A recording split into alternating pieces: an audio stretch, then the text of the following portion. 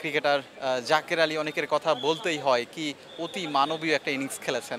দল যখন বিপদে ছিল তখন ব্যাট হাতে একাই ত্রাণকর্তা হিসাবে তিনি দুর্দান্ত একটা ইনিংস খেলেছেন। ৪৮ বলে চমৎকার 50 ঊর্ধ্ব একটা ইনিংস। বাংলাদেশ দলের টিম ম্যানেজমেন্টের অংশ যারা, তারাও দারুণ উচ্ছ্বসিত এই জয় বাংলাদেশের, এবং এই সিরিজ জয় অবশ্যই তাদেরকে নতুন করে বুস্ট আপ করবে। আমরা দেখেছি তানজিদ হাসান তামিমকেও বসিয়ে দেওয়া হয়েছে নাম্বার 1 ওপেনার এই মুহূর্তে। নাসুম আহমেদ এখনও সুযোগ পাননি, শ্রীলঙ্কা সিরিজেও সুযোগ পাননি, এবং মিরপুরের মতো কন্ডিশনও আসলে তিনি সুযোগ পাননি। সো অবশ্যই player of the match Jaker Ali অনেকের প্লেয়ার অফ দ্য ম্যাচ আমরা দেখতে পাচ্ছি। আসলে সেটা নিয়ে টিম ম্যানেজমেন্টের এক সদস্য বাসে উঠছেন।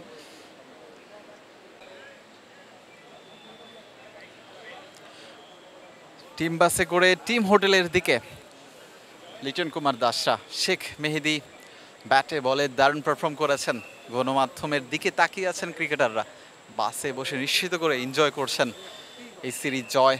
আপনারা দেখছেন ইমন, তামিম সবাই অনেক চিল মোড়ে আছেন, সেটা বলাই যায়। ইমনের কথা বলতে হয়, আসলে প্রথম টি-20তে ঘরের মাঠে একটা দুর্দান্ত ইনিংস খেলেছেন। আজ চেষ্টা করেছিলেন, তবে শুরুর দিকে সাপোর্টটা হয়তো পাননি। একটা প্রেশার কাজ করেছে নিশ্চিতভাবেই, যার কারণে তাকে এরকম বিগ হিটিং পাকিস্তানের অধিনায়ক সালমান আলী আগা, যার কথা না বললেই নয়। আসলে দল হিসাবে ব্যর্থতার দায়ভার কিন্তু তাকে নিতে হবে। পাকিস্তান দলের ক্রিকেটারদের মুখে তাকানোই যাচ্ছে না। সিরিজ হারের হতাশা, এবং কোচিং স্টাফ, টিম ম্যানেজমেন্ট সবার দিকেই কিন্তু ফাহিম আশরাফের কথা বলতেই হয়।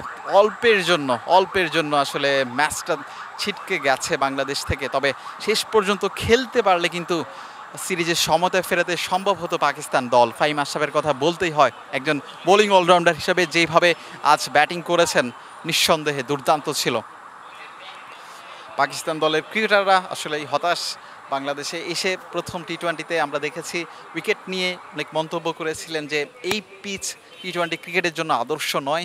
তবে বাংলাদেশ দল কিন্তু দুটো ম্যাচে চমৎকার ব্যাটিং করেছে, যদিও এক্সপেক্টেড অনুযায়ী ব্যাটিং হয়নি। তবে খুশদিল সাহারা আসলে সেইভাবে মেলে ধরতে পারেনি। তবে নওয়াজের কথা বলতে হয়, হাসান নওয়াজ, তিনি যে মানের ব্যাটার, বাংলাদেশের বিপক্ষে মিডল ওভারে ভালো স্লগ করার কথা ছিল, কিন্তু এই ধরনের উইকেটে তিনিও স্ট্রাগল করেছেন। এটাই বলা যায় আসলে পাকিস্তান ব্যাটারদের ব্যর্থতার অন্যতম কারণ। একে একে স্যাটিসফ্যাকশনের জায়গাটা কাজ করবে না, তবে অন্তত বাংলা হোয়াইট ওয়াশ থেকে তারা বাঁচতে চাইবে তৃতীয় টি-20তে।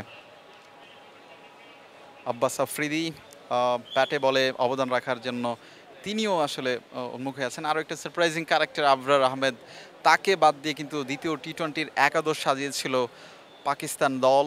আবরার কিন্তু মিস্ট্রি স্পিনার হিসেবে খ্যাত, এবং যে ধরনের উইকেটে খুবই কার্যকরী হতে পারতেন, তবে তার পরিবর্তে একজন পেসারকে খেলিয়েছে পাকিস্তান দল, যেটার সুফলও পেয়েছে বলা যায় আহমেদ ডেনিয়েল।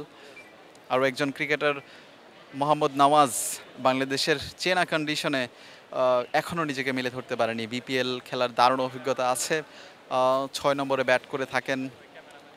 নর্মালি বামহাতি লেফট আর্ম স্পিন সব কিছু মিলিয়ে পাকিস্তান দল কিন্তু তারা হতাশ হয়ে মিরপুর ত্যাগ করছেন। বিলাল হোসেন শিমুল, ক্রিকেট 97।